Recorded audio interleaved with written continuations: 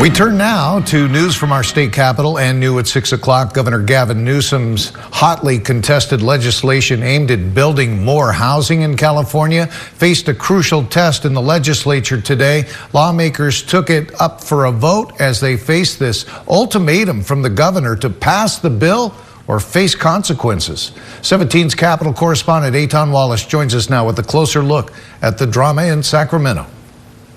Yet the governor telling lawmakers if they opted not to pass his housing legislation, then the state budget they approved and he signed last Friday will not take effect.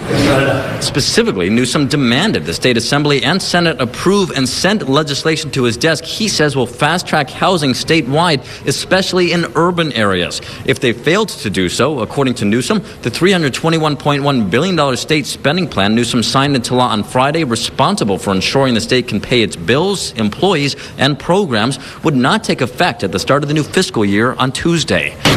Specifically, he wants legislation passed to reform the California Environmental Quality Act, or CEQA. Supporters of CEQA say CEQA is crucial to ensure construction projects can go through an environmental review process. But critics of CEQA, including Newsom, argue CEQA has led to lengthy delays and lawsuits, often holding up major housing projects. It's critical that we address the issue of the lack of supply and affordability of housing in the state of California. We've got to get out of our own damn way. But his housing proposals are facing opposition from environmental groups who say infrastructure and housing projects need thorough environmental reviews to mitigate harm in surrounding areas. We know that when you have environmental review, that's how you can mitigate the harm to communities. That's how we get safety protections, and that's how we get trust in our projects, you know?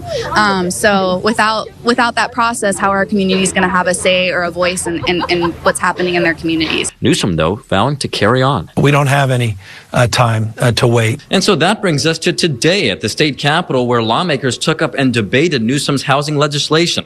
Republican Roger Nilo arguing Newsom is exerting too much power. But we have a situation here where the executive branch is telling the legislative branch that if it doesn't pass this trailer bill, that the budget itself will be null and void.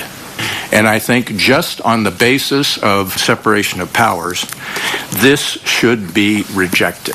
But other Republicans and several Democrats said they support Newsom's efforts. I think CEQA plays an incredibly important role in certain respects in protecting communities and protecting health and environmental contamination, et cetera.